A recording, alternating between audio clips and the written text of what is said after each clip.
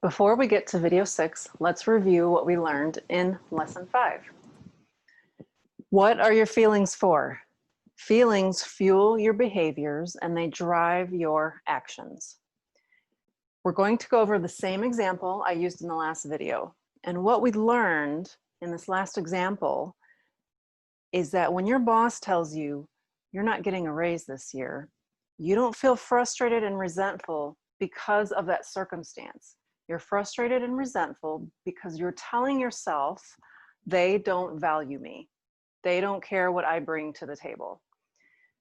Based on this feeling, you are going to act accordingly. Now, there are many different thoughts and beliefs you could choose to have if your boss were to tell you you're not getting a raise this year. That is just one example. The other example is a more positive one. You tell yourself, I know my own worth. I know what I bring to the table, despite what they may think. Maybe they don't have the money. Maybe they don't want to give me a raise. It doesn't matter because I know what I'm worth. You feel secure and worthy because you believe in yourself. And then you act accordingly. And these actions are very different than these actions. Why? Because the thoughts are very different from each other. And before I move on to lesson 6 and remove this sheet, I want to go over willpower really quickly because this is also important. If in this example, your boss tells you you're not getting a raise this year, you may tell yourself, well, I better work harder. I better do more important work. I better produce much better than I've been producing, or whatever the case. You can tell yourself these things and you can take action, but if you don't change your belief, then it's a very short-term Band-Aid. If you truly believe deep down, they don't value me, but I'm going to prove them wrong and I'm going to work extra hard. Okay, those two do not align with each other, because if you truly believe this thought, eventually you're going to burn out trying to take these actions when you really have this thought. They don't align with each other.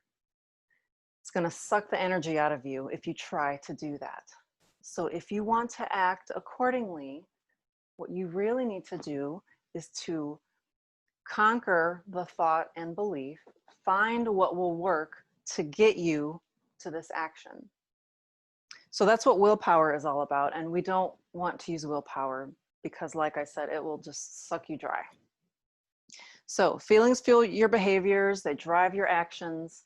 What are actions for? What do actions do? Let's talk about that next.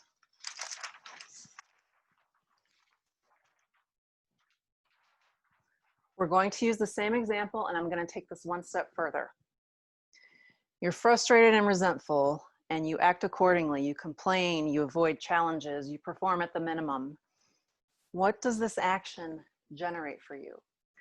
R is reality. Your reality in this situation, when you believe they don't value me, your reality is that you're not valuing yourself. You're pointing the finger and you're blaming someone else for not valuing who you are. But in reality, you're creating that for yourself. How are you doing that? It starts with your thought. They're not valuing me. And it generates these feelings for you. And then you act according to those feelings. And what you do here in your reality is you perpetuate this cycle. And you reinforce this belief to yourself that they don't value me. Let's look at the other side. What kind of reality are you getting when you tell yourself, I know my own worth, and you feel great about yourself, you act accordingly? Your reality is that you are confident in who you are, despite the circumstances, despite your boss telling you you're not getting a raise. You're not going to let that ruffle your feathers. Why? Because you're confident in who you are, because you believe in your own worth and you believe in your own work. Again, in this example, you're not frustrated and resentful because your boss told you you're not getting a raise. You're frustrated and resentful because of this belief that you are telling yourself. And the same goes for this side. You're not secure and worthy because your boss tells you you're not getting a raise. You're secure and worthy because of what you believe about you. This is the way our emotional framework, I'm calling this our emotional framework. This is circumstance, thought, feeling, action, and reality.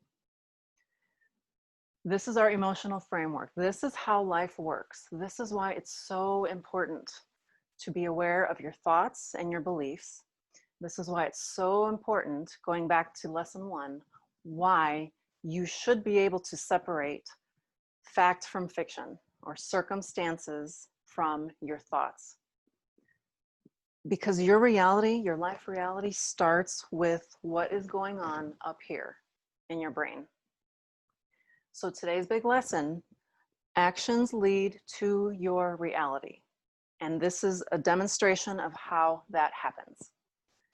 So what I'll do in the next video is recap everything we've talked about in lessons 1 through 6. This is a very, very high level introduction to how I operate as a life coach.